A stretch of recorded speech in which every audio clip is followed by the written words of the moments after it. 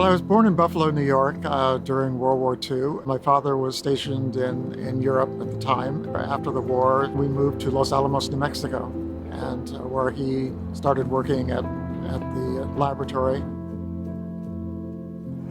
Well, one thing about growing up in Los Alamos is that there were hardly any black people there. I think there were 3 black families there. I never had a class in which there was another black student.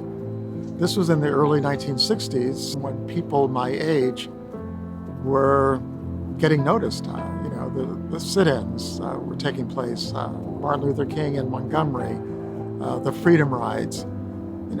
So my understanding of the black world out there was that a lot of exciting things were happening in it. When I went to college, eventually ending up at UCLA, I had a chance to meet some of these students. I met Stokely Carmichael, for example, right before the March on Washington. He seemed to be my role model, in a sense of a young person who was taking an active role in the movement. Actually, he somewhat discouraged me from going to the March on Washington and said, "Why would you want to go to that picnic in Washington?" I was somewhat hesitant to tell him that going to the March on Washington was the most militant thing I'd ever done in my life. I went to the march by myself, far more black people than I'd ever seen in my life. I knew that this was something historic, something beyond my experience. For me, the highlight was when John Lewis spoke, because John was someone I would later get to know, but at that time, he was the youngest person speaking at the march. Obviously, like everybody else, though, everyone was waiting for Martin Luther King to give the concluding address. And even as he's speaking, I remember myself kind of thinking, oh, how am I going to get out of here? There's going to be 200,000 people rushing for the buses. And I actually never did find the bus that I came on.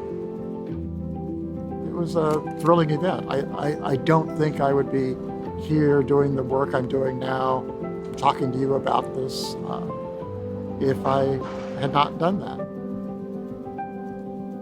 In 1974, I came to Stanford.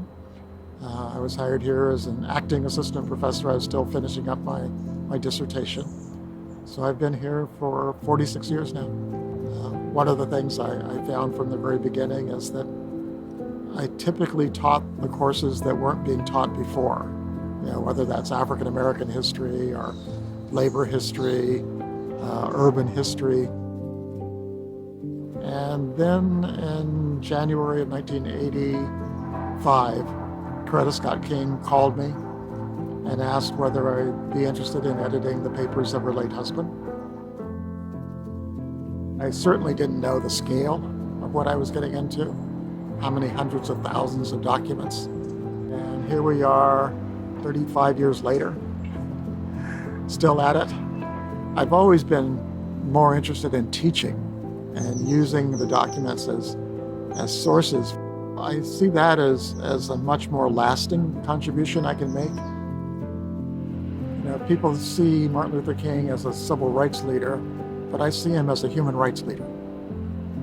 And I think in some ways, achieving civil rights has made us very complacent about human rights.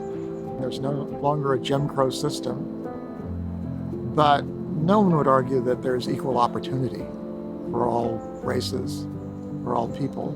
No one would argue that the world is inherently just. The protests that happened over the last year indicate that young people understand that. They were able to mobilize a movement larger than the March on Washington.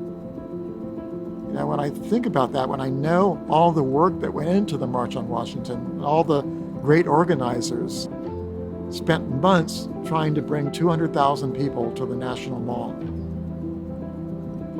Young people brought 2 million people within a couple of days into the streets. And to me, that showed the power of modern media. And I think that holds promise for the future. Maybe at this stage in my career, I've been really focusing on where was King at the end of his life. And particularly that book that he writes, Where Do We Go From Here? I think it's his unanswered question. We have to decide, where are we going as a society, as a world? It's not at all certain that the world is going to bend toward justice. We have a lot of responsibility.